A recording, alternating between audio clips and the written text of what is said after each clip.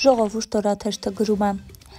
Աժմիջանցքներում վերջին օրերին նկատելի է լարվածություն, իշխող քաղաքացիական պայմանագիր խմբակցության մի շարք պատգամավորներ բացահայտ կամ քողարկված դժգոհություն են արտահայտում գլխավոր դատախազ Աննա Վարդապետյանի հասցեին։ Ֆինանսավարկային և բյուջետային հարցերի հանձնաժողովի նախագահ Ծովինար Վարդանյանը օրերս անգամ տեսախցիկների առաջ պահանջեց, որ դատախազն անձամբ ներկայանա ազգային ժողով և ներկայացնի դատախազության բյուջեի կատարողականը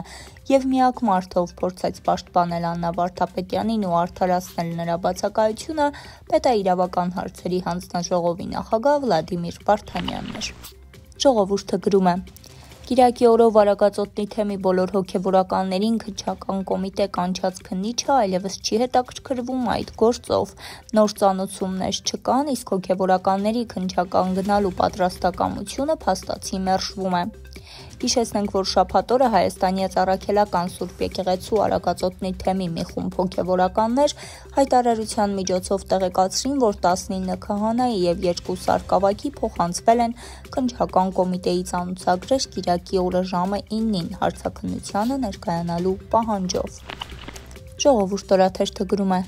Կառավարության թիվ 702N որոշման համաձայն նոյեմբերի 1-ից այսօրվանից Հայաստանի Հանրապետության մուտքի կամ ելքի սահմանահատման կնիքի վրա այլևս չի լինելու Արարատ լեռան պատկերը, չեն լինելու նաև այլ տեղեկություններ բացառությամբ սահմանահատման վերաբերյալ ինֆորմացիայի։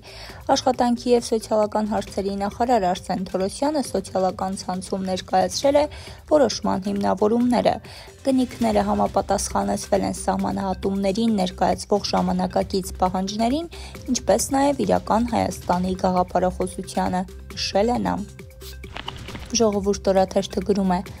Արագածոտնի թեմի հոգևորականների և նրանց ընտանիքի անդամներին պատկանող անձնական իրերը իրավապահ մարմինները մինչ այժմ չեն վերադարձրել։ Այս մասին օրաթերթի հետ զրույցում հայտնել են հոգևորականների պաշտպանները։ Հիշեցնենք, որ անցած ամիս հոկտեմբերի 15-ին իրավապահները լայնածավալ խուզարկություններ էին իրականացրել Արագածոտնի թեմի մի շարք հոգևորականների ու հայ առաքելական եկեղեցու քաղաքացիական աշխատակիցների տներում։ Փաստաբանների փոխանցմամբ խուզարկությունների ընթացքում առգրավել են ոչ միայն հոգևորականների,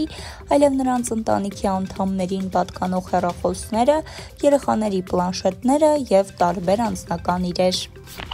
Հրապարակ օրաթերթը գրում է.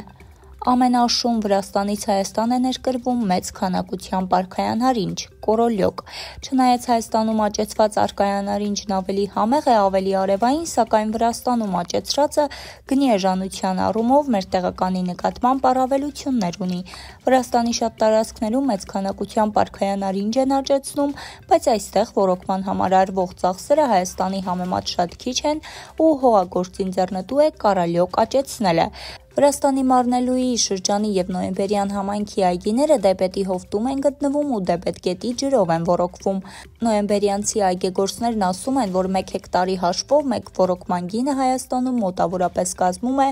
10-ից 15 հազար դրամ, իսկ Դեպետի մյուս ափին Վրաստանի Մարնելուի շրջանի նույն չափերով հողատարածքի մեկ ոռոգման ծախսը 6-ից 7 հազար դրամին համարժեք լարի է։ Ի դեպ, Մարնելուի շրջանը հիմնականում ադրբեջանաբնակ է։ Հրապարակը գրում է. Երևանի քաղաքապետ Տիգրան Ավինյանը 3 խորհրդարանի մշտական հանձնաժողովների նիստում մասնակցում էր բյուջեի նախագծի քննարկումներին։ Նախկինում, երբ նա խորհրդարան էր գալիս ԿՊ խմբակցությունից մի խումբ պատգամավորներ հատուկ հանդիսավորությամբ Ավինյանին ուղեկցում էին դահլիճ, մասնակցում նիստին, իսկ երեկ Ավինյանը կարելի է ասել միայնակ էր մնացել գրեթե կիսադատարկ դահլիճում, ներկայացնում էր իր ղեկավարած հիմնարկին հատկացվող բյուջեի մասը, ապա միայնակ էլ հեռացավ չպատասխանելով անգամ լրագրողների հարցերին։ Դահլիճում մարզպետներից բացի ԿՊ ֆրակցիայից հաշված մարդիկ էին ներկա՝ Սերգեյ Բագրատյանը, Զարուհի Բաթոյանը և Արտյոմ Մեհրաբյանը։ Հրապարակ օրաթերթը գրում է. Ներքին գործերի համակարգում նախարար Արփինե Սարգսյանի դեմ ձևավորված ոչ բարյացակամ մթնոլորտի պատճառներից մեկն էլ պարզվում է նախարարի ամուսինն է, Դատական դեպարտամենտի ղեկավարի տեղակալ Արշակ Վարդապետյանը։ Ներքին գործերի նախարարության հնաբնակները կատակում են, թե իրականում Արշակը ներքին գործերի նախարարության կադրերի բաժնի պետն է, նա է որոշում, թե Կլյուչևոյ պաշտոններում ում նշանակի և ում ազատի, մինչև անգամ խոսում են, որ եթե որոշ բարձրաստիճան ոստիկաններ ցանկանում են այլ պաշտոնի տեղափոխվել, մարդ են գտնում ոչ թե նախարարի, այլ ամուսնու մոտ բարեխոսելու համար։ Այս և այլ մանրամասներին տեղեկանալու համար հետևեք Օրագիր Նյուզին։